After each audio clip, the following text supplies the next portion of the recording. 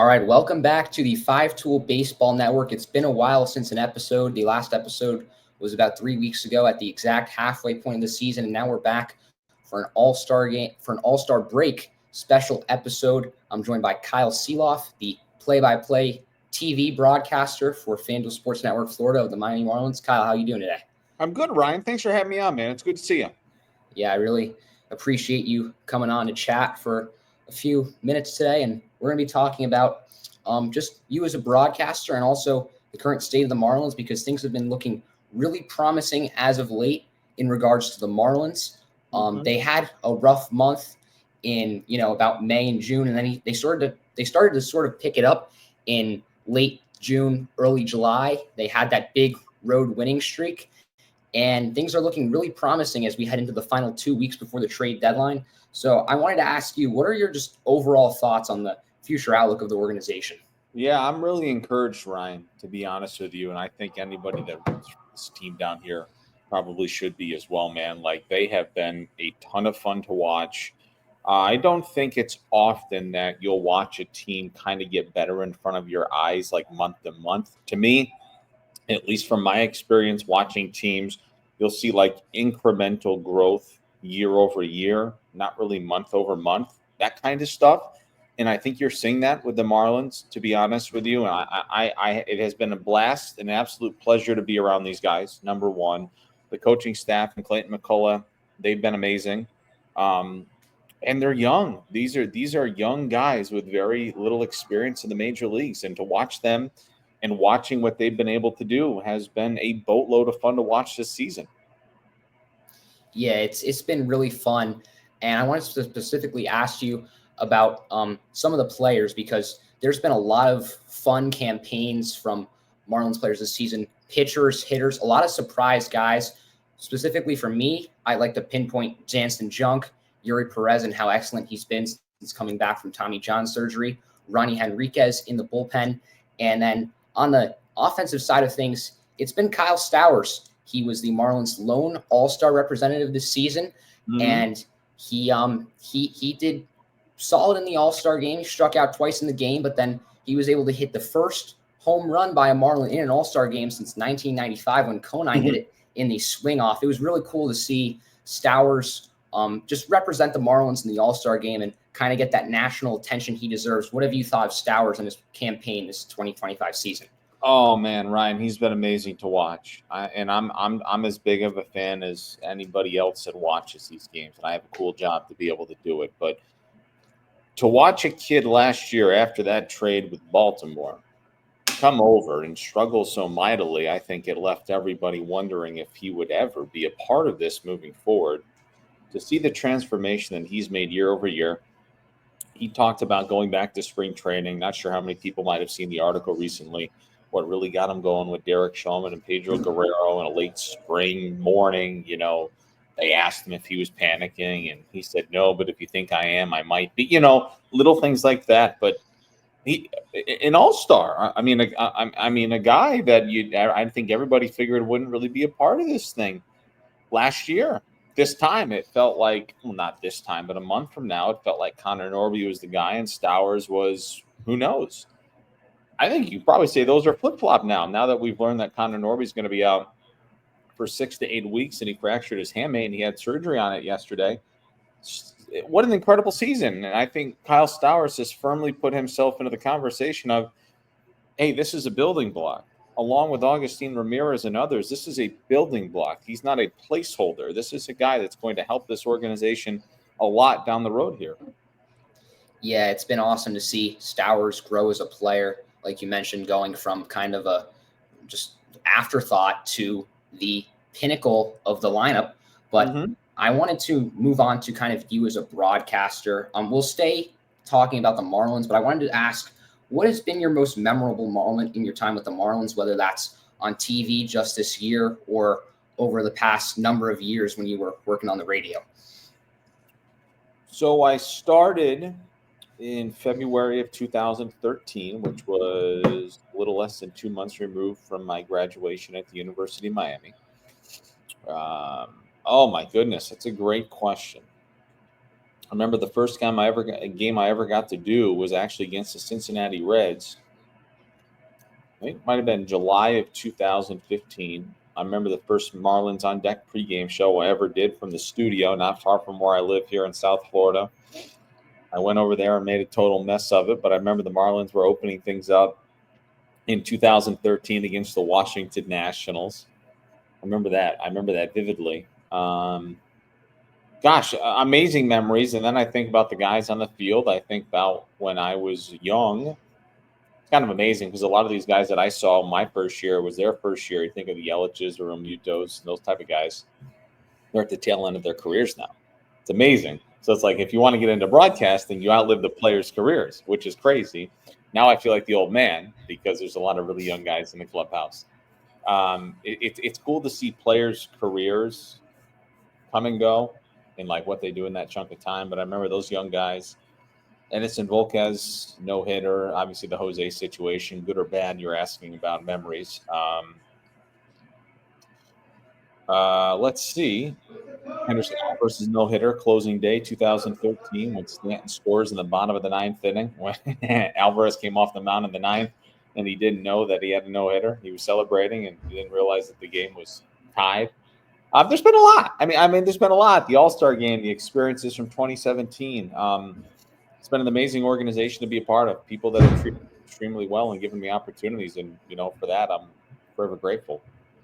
Yeah, I became a Marlins fan in 2020, so it's been really cool to see how the team's changed in so many ways since when I became a fan to now, where right now, as we look at the future outlook of the team, they're kind of in possibly the best spot they've ever been in since I became a fan a half decade ago. But now I wanted to ask how you kind of got into broadcasting. Was that like as a kid? Did you discover it in your later years of your childhood in high school or college? Like what made you want to become a play-by-play broadcaster? Well, it's a good question. I mean, I always grew up loving baseball.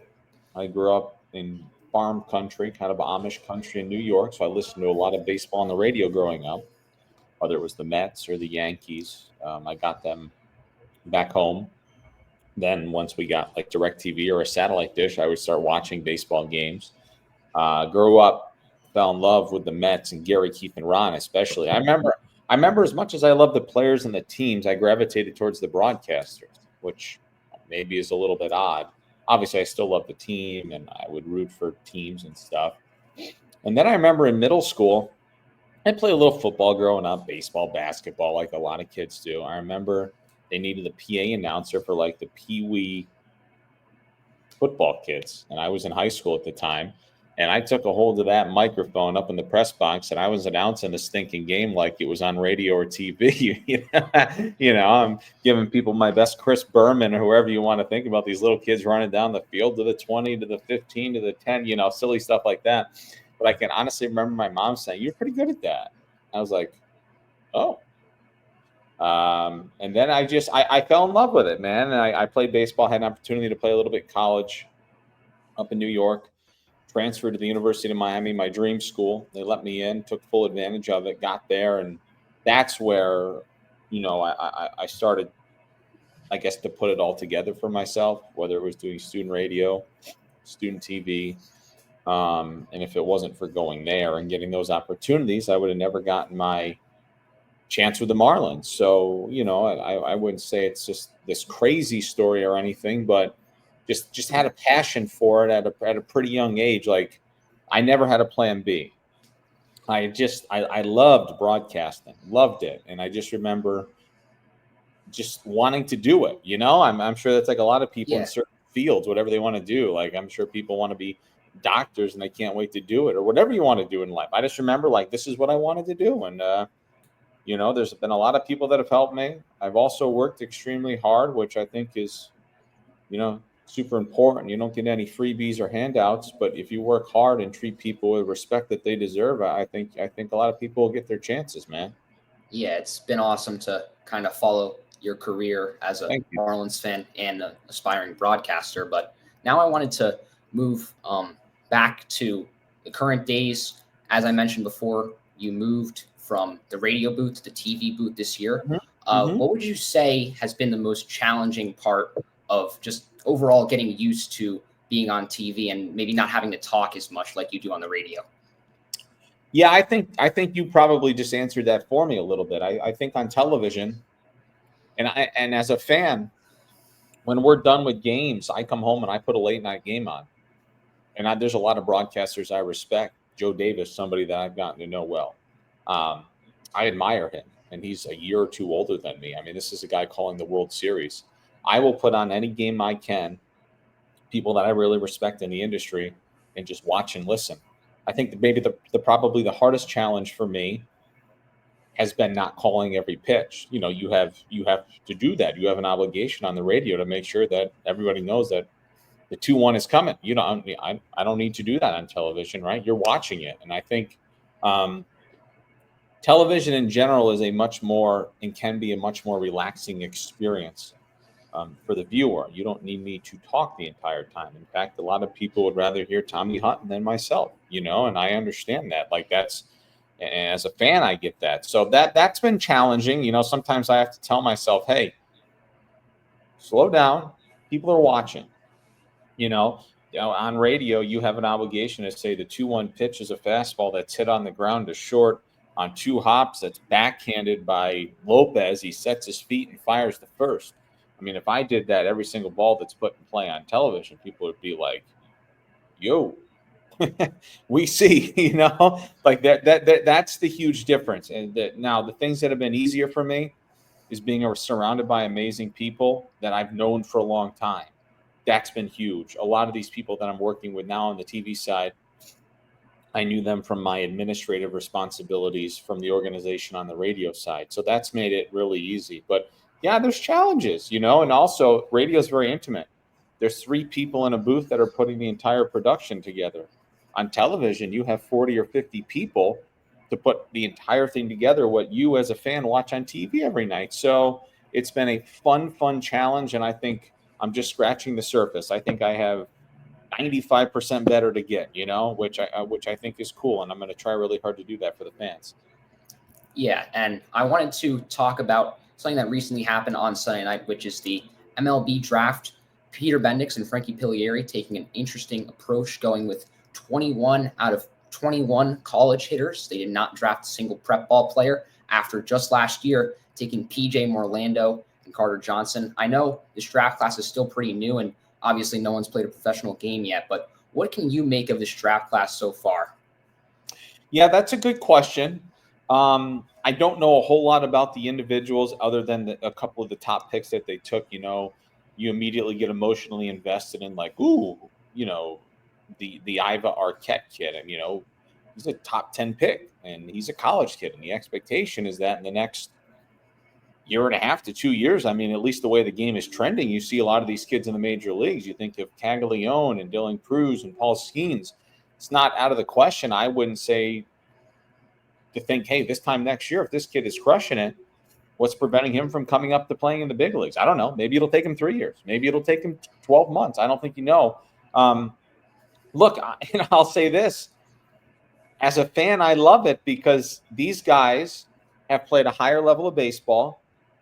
Their floors are much higher. Their ceilings may not be as high as prep kids, but their floors are higher, giving them an opportunity to develop quicker, getting them to the major leagues quicker.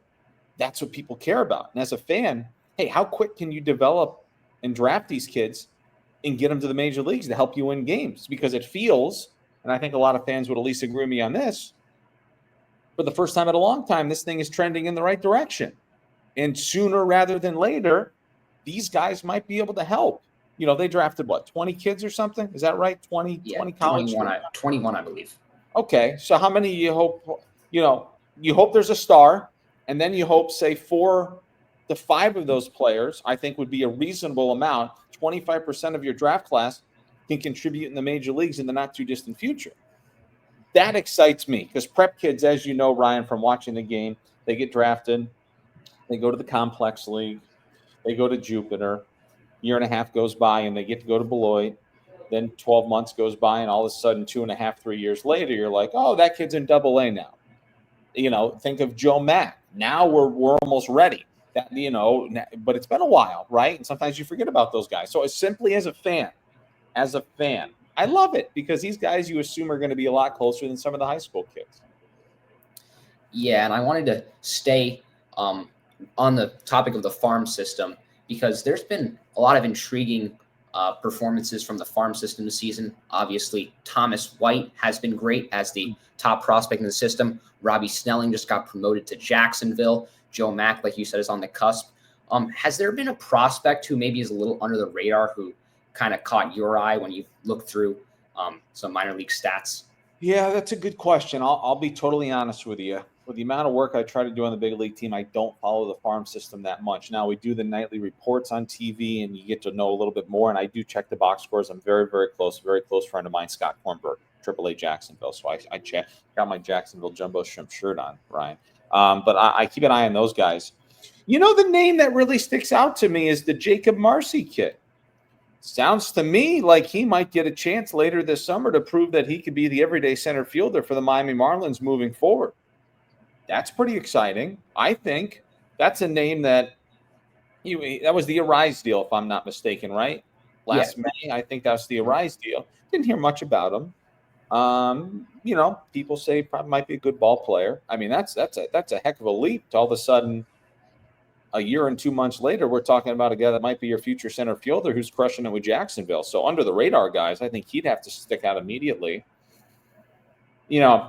Mack and White and these guys are not under the radar. The expectation.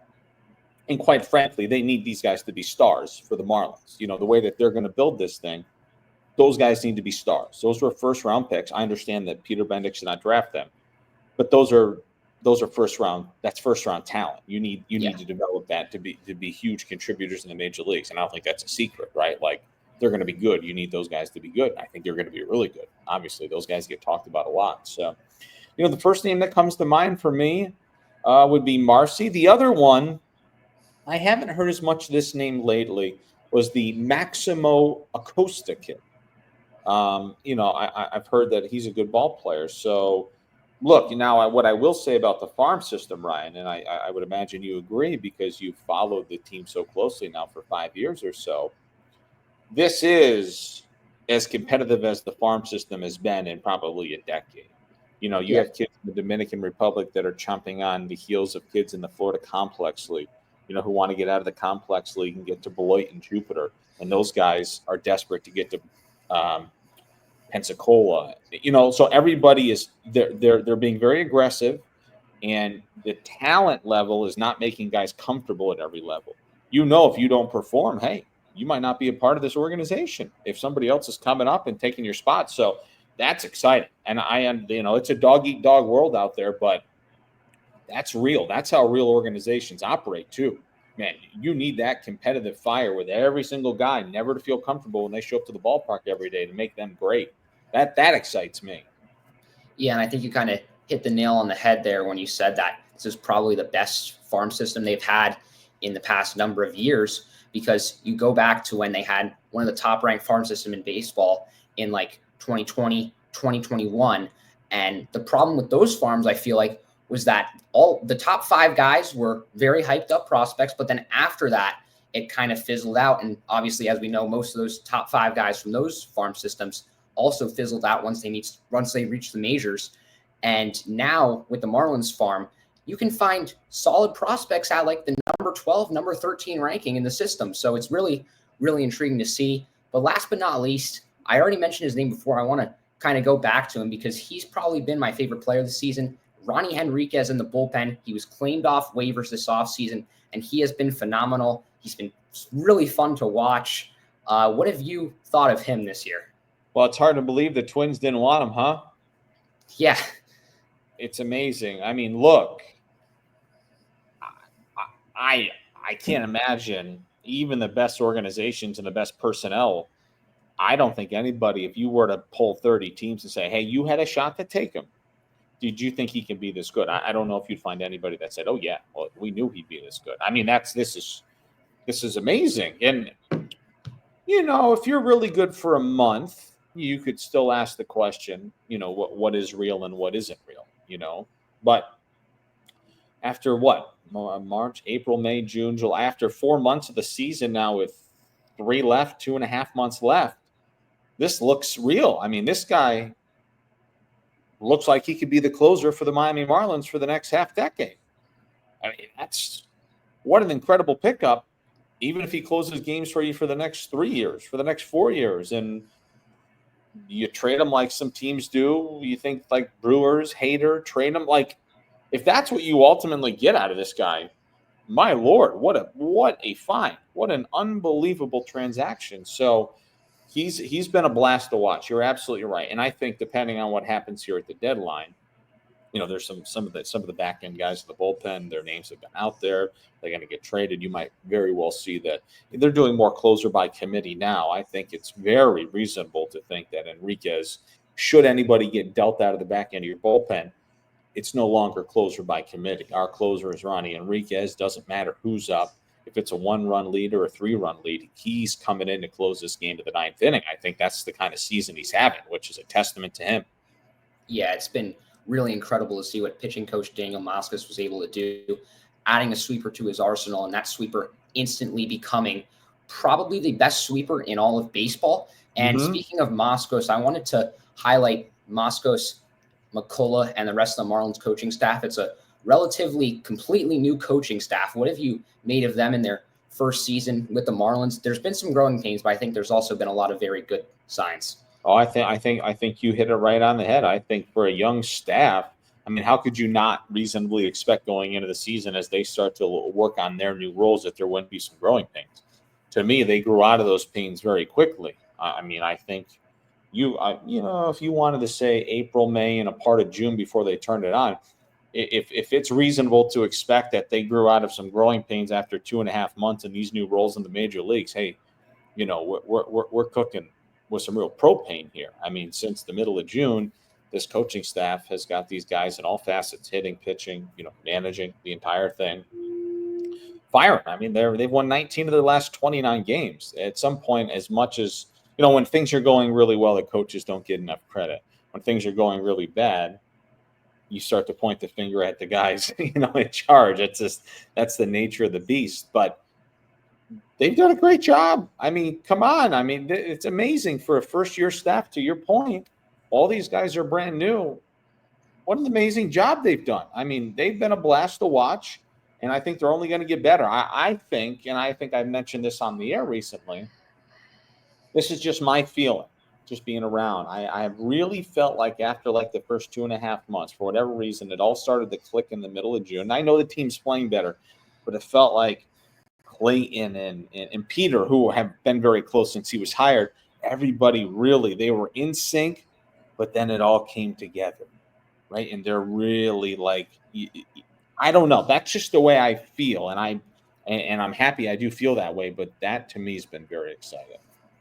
Yeah, it's been very cool to see both the coaching staff and the players kind of gel together more and more progressively as the season advanced. But we're going to end things here. Kyle, I really appreciate you taking time out of your All-Star break to chat with me, and I hope you enjoy the second half of the season. Well, I appreciate you wanting to chat with me, Ryan, and best of luck, man. I know you want to do this as well, so I know you're at a camp right now. Unbelievable. So keep up the great work, dude. If you need anything, I'm here for you, and I'll help anybody. If they put the effort into it, dude. I'll help you as much as I possibly can. So thanks for the time, Ryan. Yep. Thank you so much.